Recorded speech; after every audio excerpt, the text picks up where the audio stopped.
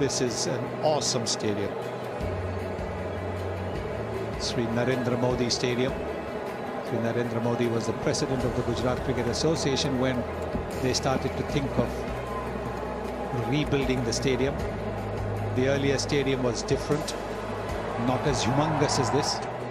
One of the first things the players look for, isn't it, when you're coming there, is what are the facilities available to the players, the dressing rooms, they've got the indoor nets, 4 dressing rooms. So you can play back-to-back T20 matches without having to wait outside the gym. More than one gym. There's the indoor facility. There's another B ground also, just outside. A lounge area. This is fabulous. This is absolutely brilliant, the stadium, this facility. Motera के नवनिर्मित cricket stadium, जिसका आज से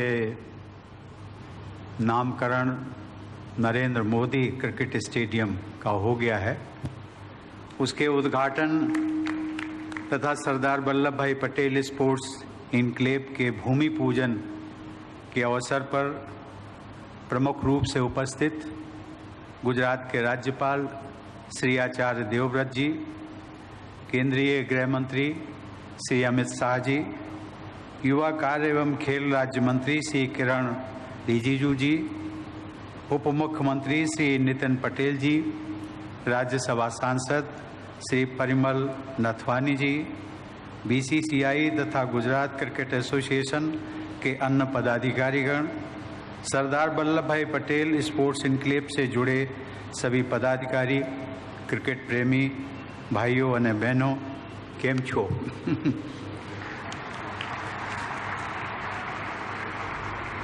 Gujarat cricket association द्वारा निर्मित વિશ્વના સૌથી મોટા ક્રિકેટ સ્ટેડિયમનું ઉદ્ઘાટન કરીને મને ખૂબ આનંદ થયો છે.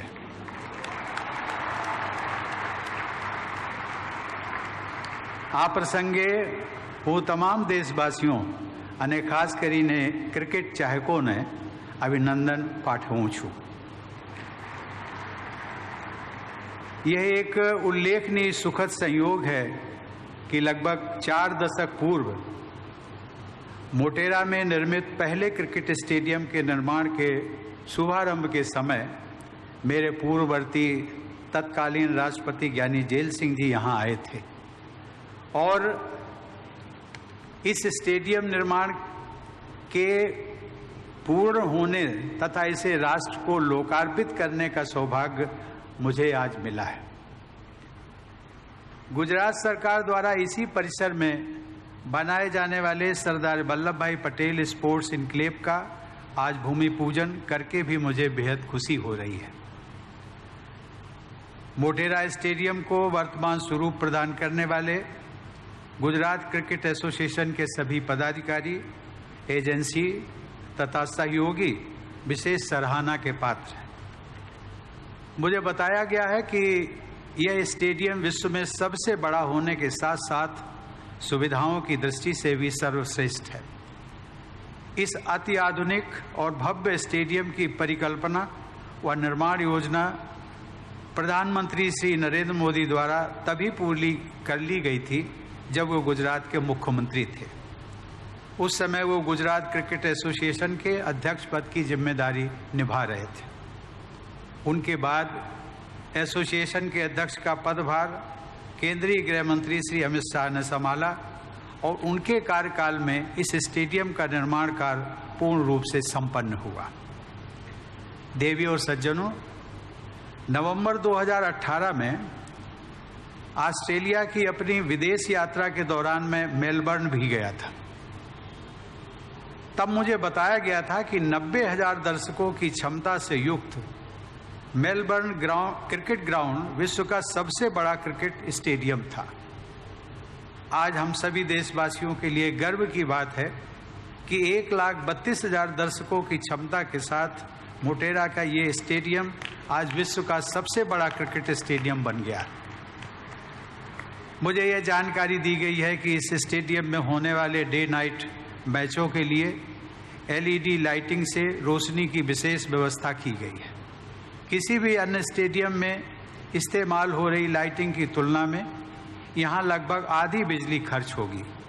ऊर्जा का इतना किफ़ायती व सक्षम उपयोग विशेष सराहनीय है. ग्रीन बिल्डिंग सर्टिफिकेशन की गोल्ड रेटिंग से युक्त यह स्टेडियम इको फ्रेंडली विकास का एक अच्छा उदाहरण भी है। यह स्टेडियम विश्व पटल पर अपनी मजबूत पहचान बनाने वाले आज के भारत की आकांक्षाओं और क्षमताओं को प्रदर्शित करता है। देवियों और सज्जनों, भारत ने जो वर्चस्व क्रिकेट में हासिल किया है वह इस विश्वास को मजबूत करता है कि अन्य खेलों में ही नहीं बल्कि विकास के क्षेत्रों में भी हमारा देश विश्व में ऊंचा स्थान प्राप्त करने की क्षमता से परिपूर्ण है। भारत और इंग्लैंड के बीच टेस्ट मैच के आयोजन के साथ आज से इस स्टेडियम में अंतर्राष्ट्रीय क्रिकेट मैचों की शुरुआत हो रही है। मुझे विश्वास है कि यहाँ की अति आधुनिक सुविधाएं खिलाड़ियों को श्रेष्ठ प्रदर्शन करने और दर्शकों को मैच देखने का विशेष अनुभव प्रदान करेंगे। भारत को पावर हाउस ऑफ क्रिकेट अथवा हब ऑफ क्रिकेट भी कहा गया है। इसीलिए यह सर्वथा उपयुक्त है कि विश्व का सबसे बड़ा क्रिकेट स्टेडियम भी अब हमारे देश में ही है। हमारे बहुत से युवा क्रिकेट खिलाड़ी छोटे गांव व शहरों से निकलकर आर्थिक तंगी के बावजूद अपने संघर्ष व कड़ी मेहनत के बल पर आगे बढ़ रहे हैं और क्रिकेट जगत में देश का नाम रोशन कर रहे हैं। गुजरात क्रिकेट एसोसिएशन द्वारा प्रोत्साहित किए गए अनेक प्रतिभाशाली खिलाड़ियों में जसप्रीत बुमराह और अक्षर पटेल जैसे आज के लोकप्रिय क्रिकेटर भी शामिल हैं।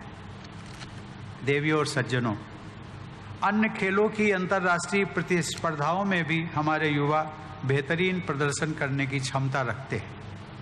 इसके लिए जरूरी है कि हम क्रिकेट की तरह अन्य खेलों के लिए भी खिलाड़ियों को विश्व स्तरीय इंफ्रास्ट्रक्चर उपलब्ध कराएं।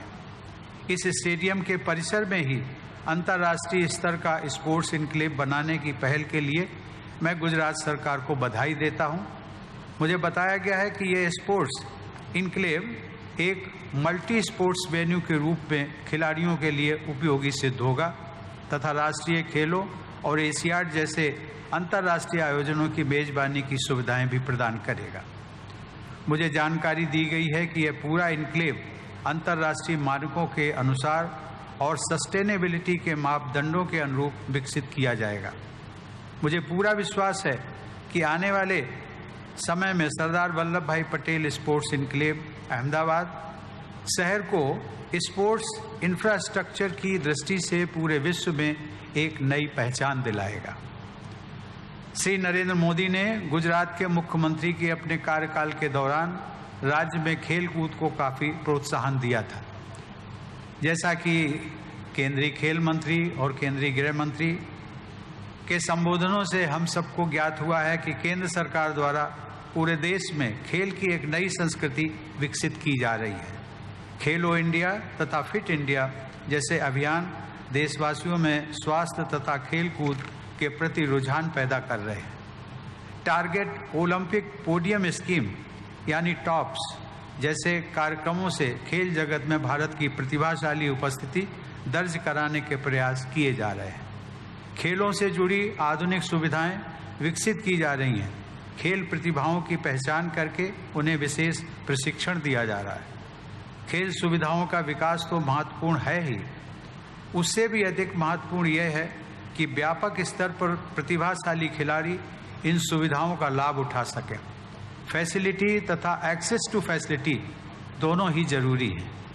पिछले वर्ष एक समाचार पत्र से मुझे ये जानकारी मिली थी कि दिल्ली में ढाबे में काम करने वाला एक होनहार साइकिलिस्ट बालक दिल्ली में राज्य स्तर की प्रतियोगिता में उधार ली हुई साइकिल चलाकर सिल्वर मेडल जीत चुका था, लेकिन उपयुक्त ट्रैक पर साइकिल चलाने का अभ्यास नहीं कर पाने के कारण वह साइकिलिंग फेडरेशन ऑफ इंडिया की एकेडमी में प्रशिक्षण के लिए होने वाले चयन में विफल हो रहा। उसके पास अच्छी साइकिल नहीं थी तथा ट्रैक के उपयोग के लिए प्रवेश शुल्क के पैसे भी नहीं थे।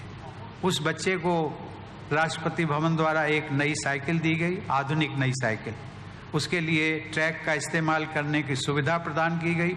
उसके बाद वो साइकिलिंग फेडरेशन द्वारा प्रशिक्षण के लिए चयन में भी सफल हुआ और मुझे ये बताते हुए खुशी हो रही है कि अब उस बच्चे को स्पोर्ट्स अथॉरिटी ऑफ इंडिया की ओर से प्रशिक्षण तथा आवश्यक बुनियादी सुविधाएं भी प्राप्त हो रही हैं। ऐसे अनेक होनहार बेटे बेटियां आर्थिक अभाव, दूर दराज के इलाकों में रहने या अन्य रुकावटों के कारण अपनी प्रतिभा के अनुरूप प्रशिक्षण का अवसर नहीं प्राप्त कर पाते। युवा खिलाड़ियों को सुविधाएं उपलब्ध कराने के प्रयास किए जा रहे हैं।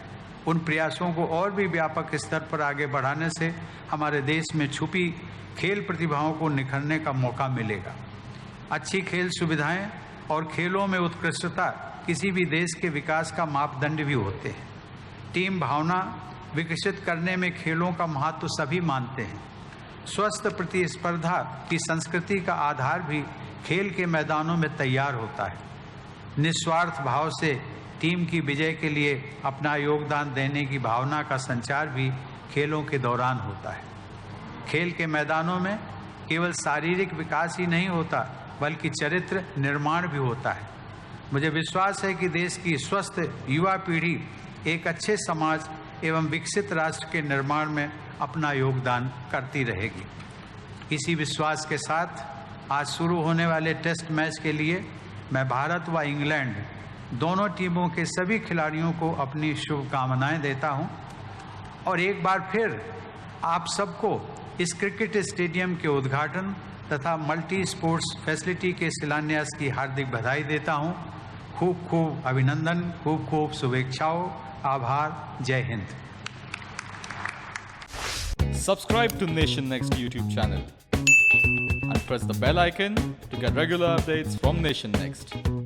Also like Nation Next Facebook page and follow us on Instagram and Twitter.